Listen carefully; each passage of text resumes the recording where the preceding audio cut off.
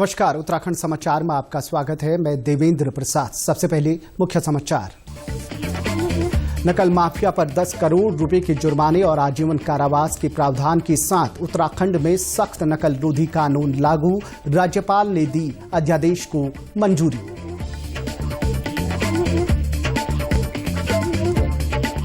मुख्यमंत्री ने आंदोलनरत बेरोजगार संगठन और पीसीएस मुख्य परीक्षा अभ्यर्थी के प्रतिनिधिमंडल से की मुलाकात। परीक्षाओं को निष्पक्ष, नकल विहीन और पारदर्शी कराने का दिया भरोसा।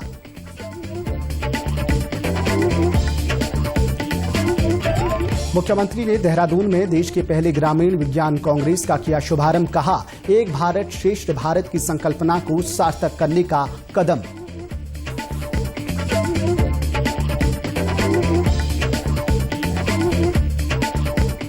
और प्रदेश में मौसम ने ली करवट। बद्रीनाथ, गंगोत्री और यमुनोत्री समेत ऊंचाई वाले इलाकों में बर्फबारी। निचले इलाकों में रुक रुक कर बारिश से तापमान में गिरावट।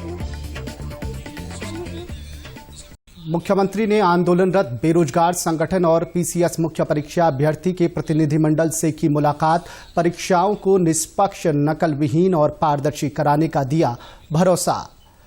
मुख्यमंत्री ने देहरादून में देश के पहले ग्रामीण विज्ञान कांग्रेस का किया शुभारंभ। कहा, एक भारत श्रेष्ठ भारत की संकल्पना को सार्थक करने का कदम। और प्रदेश में मौसम ने ली करवट। बद्रीनाथ, गंगोत्री और यमुनोत्री समेत ऊंचाई वाले इलाकों में बर्फबारी। निचले इलाकों में रुक रुक कर बारिश से तापमान में गिरावट। अब समाचार विस्तार से।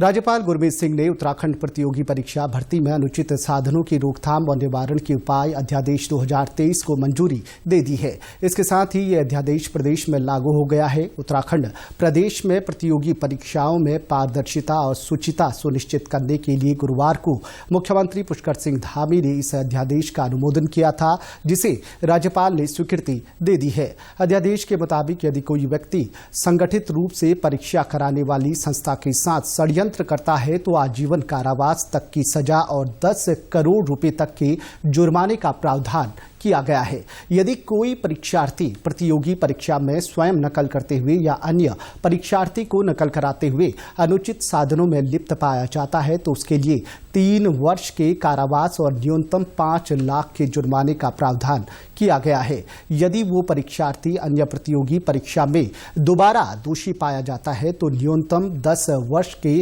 कारावास के साथ न्यूनतम 10 लाख जुर्माने का प्रावधान किया गया है। मुख्यमंत्री पुष्कर सिंह धामी ने आज भर्ती परीक्षाओं को लेकर आंदोलन कर रही बेरोजगार संगठन और पीसीएस मुख्य परीक्षा अभ्यर्थी के प्रतिनिधि मंडल के साथ बातचीत की। दरअसल 12 फरवरी को पटवारी लेखपाल भर्ती परीक्षा होने जा रही है। मुख्यमंत्री ने प्रतिनिधियों को भरोसा दिलाया कि सरकार निष्पक्ष, नकल विहीन और पारदर्शी परीक्षा कराने के लिए प्रतिबद्ध है। देश का सबसे कड़ा नकल विरोधी कानून उत्तराखंड में लागू हो गया है।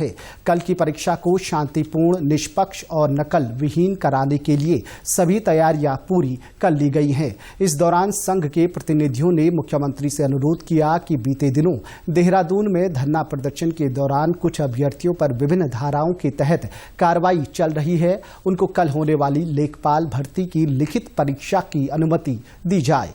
मुख्यमंत्री ने डीजीपी को निर्देश दिए हैं कि इन बच्चों को लेखपाल भर्ती की लिखित परीक्षा देने के लिए निर्धारित परीक्षा केंद्रों तक पहुंचाने और वहां से लाने की व्यवस्था की जाए। मुख्यमंत्री ने परीक्षा देने वाले सभी अभ्यर्थियों की हौसला अफजाई की है, उन्हें शुभकामनाएं दी हैं। वहीं इस बीच एसआईटी प्रभारी और हरिद्वार एसएसपी अजय सिंह ने लोगों द्वारा परीक्षा के संबंध में सोशल मीडिया पर भ्रामक सूचनाएं और अफवाहों के संबंध में सभी अभ्यर्थियों से अपील करते हुए कहा है कि वे ऐसी अफवाहों से दूर रहें। उत्तराखंड लोक सेवा आयोग के अध्यक्ष डॉक्टर राकेश कुमार ने जानकारी दी है कि वर्ष 2023 के दौरान आयोग द्वारा 32 परीक्षाओं का आयोजन कराना प्रस्तावित है, जिसमें पटवारी लेखपाल परीक्षा अपनी निर्धारित तारीख 12 फरवरी को हो रही है।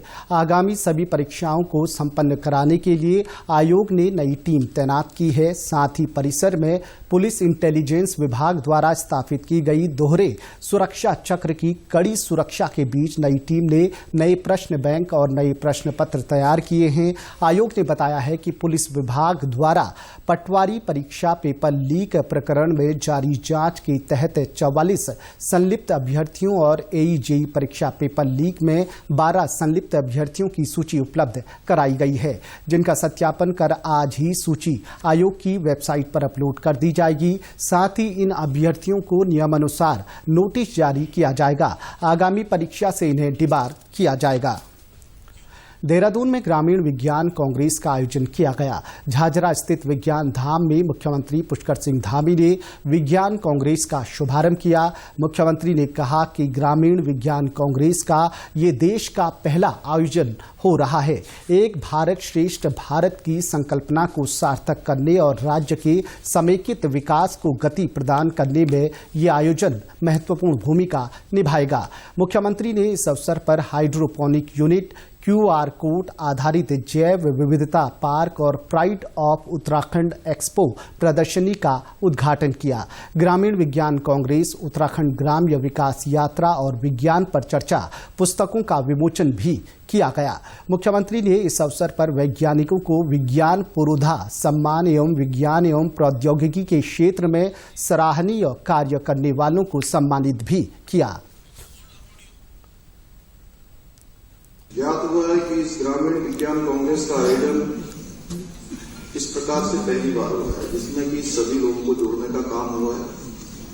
और वास्तव में उत्तराखंड राज्य के अंदर अपनी बहुत सारी परेशानियां हैं, भौगोलिक दिक्कतें हैं, और मैं समझता हूं कि इस चिंतन से और इस मंथन से, इस चर्चा से, परिचर्चा से बहुत सारे ऐसे विषय हैं जो समस्या के रूप में हमारे सामने है। समस्या के रूप में हम उन सबका जिक्र करते हैं, उनकी बात करते हैं। कहीं न कहीं हमको उनके समाधान की ओर भी जाना होगा। यहां रुकेंगे एक छोटे से ब्रेक के लिए, बने रहिए हमारे साथ।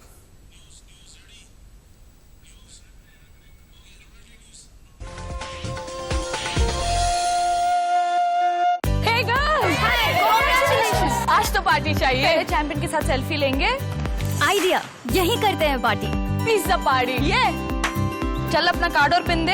मेरे कार्ड की डिटेल्स मैं खुद ही डालूंगी। RBI कहता है अपना पिन, OTP, CVV या इंटरनेट बैंकिंग पासवर्ड किसी के साथ शेयर ना करें। ऑनलाइन बैंकिंग सिर्फ अपने कंप्यूटर, मोबाइल और सिक्योर नेटवर्क से करें। बाय गर्ल्स, कहाँ जा रही है? सुना नहीं? No sharing. RBI कहता है जानकार बनिए, सतर्क रहिए। सर, आपका KYC अपडेट करना है, नहीं तो अकाउंट और ATM कार्ड ब्लॉक हो जाएगा। सावधान, सावधान। 2.5 करोड़ का इनाम मुझे। देखिए, अनजाने कॉल्स, फर्जी ईमेल्स, लिंक्स और जाली ऐप से अपना पिन, OTP, पासवर्ड कभी भी किसी के साथ शेयर न करें। आप रहेंगे सावधान तो नहीं होगा नुकसान। RBI कहता है जानकार बनिए, सतर्क रहिए।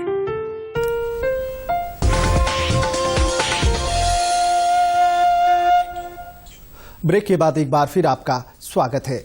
प्रदेश में मौसम फिर से करवट ले रहा है। प्रदेश के ऊंचाई वाले कुछ क्षेत्रों में 2 दिनों से बर्फबारी का सिलसिला जारी है।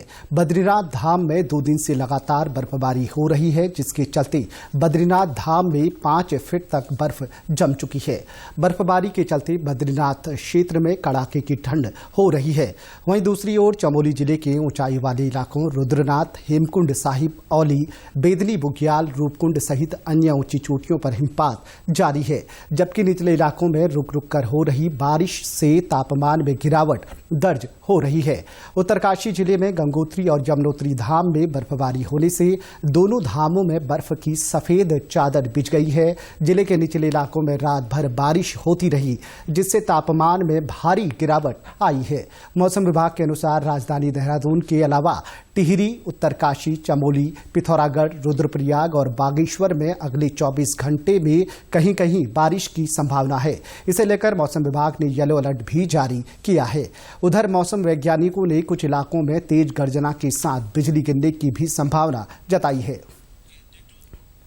सीमांत जनपद चमोली में जिला विधिक सेवा प्राधिकरण के तत्वाधान में राष्ट्रीय लोक अदालत का आयोजन किया गया। जिले के न्यायालय परिसर जोशीमठ, कर्णप्रयाग और थराली के साथ जिला जज कोर्ट गोपेश्वर में लोक अदालत आयोजित की गई। इस दौरान जिला विधिक सेवा प्राधिकरण की सचिव सिमरनजीत कौर ने जानकारी दी कि राष्ट्रीय लोक अदालत के जरिए आज 117 वादों का निस्तारण आपसी सुलह समझौते के आधार पर किया गया।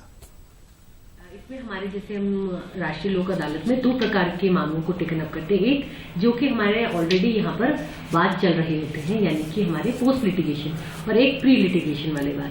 तो प्री लिटिगेशन में ज्यादातर बैंकों से संबंधित जो लोन ऋण संबंधी मामला होते हैं वही आते हैं, और उसमें हमारे 60 मामले आज निपटे हैं, जिसमें कुल जो सेटलमेंट अमाउंट आया है वो 71,58,000 के लगभग आया है। और वहीं जो हमारे समस्त कोर्टों से संबंधित मामले थे वो हमारे 57 इस बार निपटे हैं, और जिसमें हमारा 78,54,000 के लगभग पूरा सेटलमेंट अमाउंट आया है। वहीं अधिवक्ता संदीप रावत ने जानकारी दी कि राष्ट्रीय लोक अदालत के जरिए विभिन्न प्रकृति के वादों का निस्तारण किया गया, जिसमें मुख्य रूप से न्यायालय में लंबित 57 वाद सम्मिलित रहे।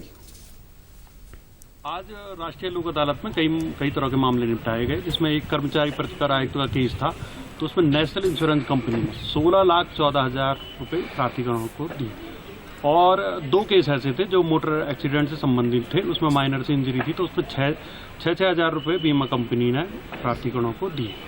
और प्री लिटिगेशन के कई मामले जैसे बैंकों की वसूली के मामले भी आज हुए, तो उसमें भी अच्छा खासा देखने को मिला।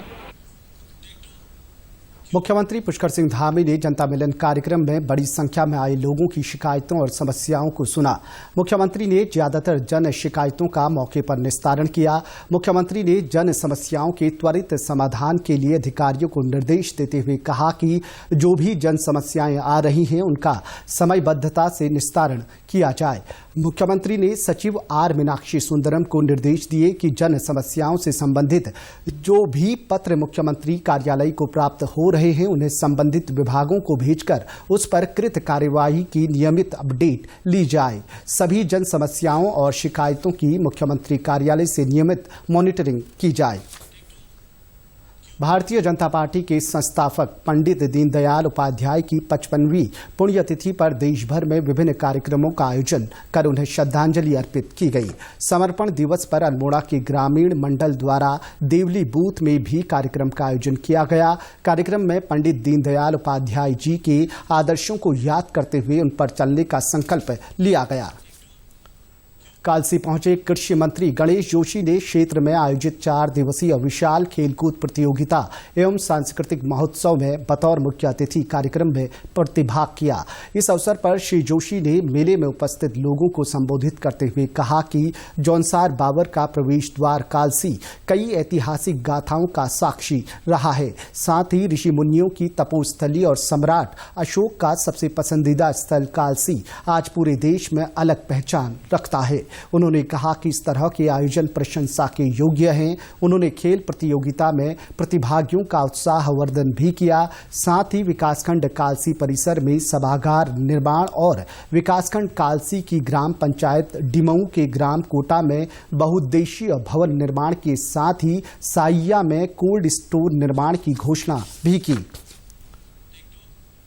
कुमाऊं और गढ़वाल की मिश्रित संस्कृति के लिए प्रसिद्ध अल्मोड़ा की गेवाड़ घाटी में स्थित अग्रेरी मंदिर के प्रांगण में इन दिनों 3 दिवसीय कृषि एवं सांस्कृतिक महोत्सव का आयोजन धूमधाम से किया जा रहा है। कार्यक्रम में बतौर मुख्य अतिथि स्थानीय विधायक मदन सिंह बिष्ट ने प्रतिभाग किया। महोत्सव में विभिन्न विभागों द्वारा भव्य झांकियों की प्रस्तुति के साथ ही स्थानीय विद्यालयों के छात्र छात्राओं द्वारा पर्यावरण संरक्षण, पर्यावरण महत्व, वन संरक्षण, समृद्ध संस्कृति, स्थानीय उत्पादों, मां नंदा देवी डोला सहित अन्य विषयों पर झांकी प्रस्तुत की गई। इस दौरान स्थानीय विधायक मदन सिंह बिष्ट ने कहा कि इस तरह के आयोजन से स्थानीय संस्कृति के संरक्षण को बढ़ावा मिलता है और लोगों को अपनी संस्कृति को करीब से देखने का अवसर मिलता है।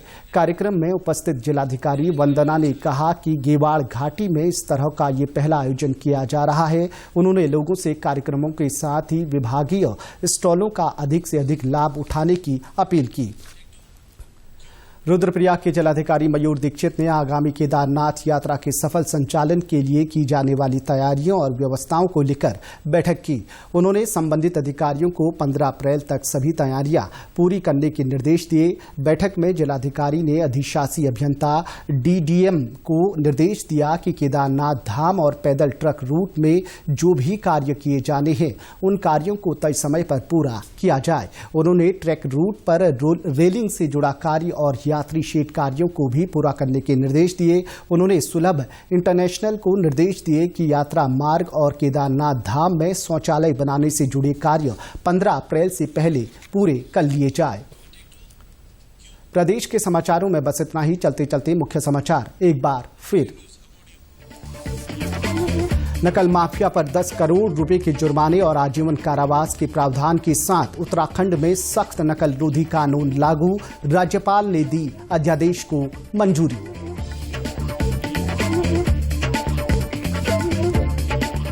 मुख्यमंत्री ने आंदोलनरत बेरोजगार संगठन और पीसीएस मुख्य परीक्षा अभ्यर्थी के प्रतिनिधिमंडल से की मुलाकात। परीक्षाओं को निष्पक्ष, नकल विहीन और पारदर्शी कराने का दिया भरोसा।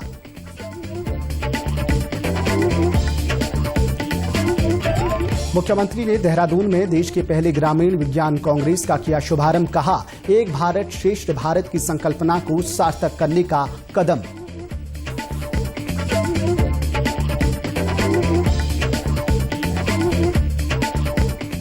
और प्रदेश में मौसम ने ली करवट। बद्रीनाथ, गंगोत्री और यमुनोत्री समेत ऊंचाई वाले इलाकों में बर्फबारी। निचले इलाकों में रुक रुक कर बारिश से तापमान में गिरावट।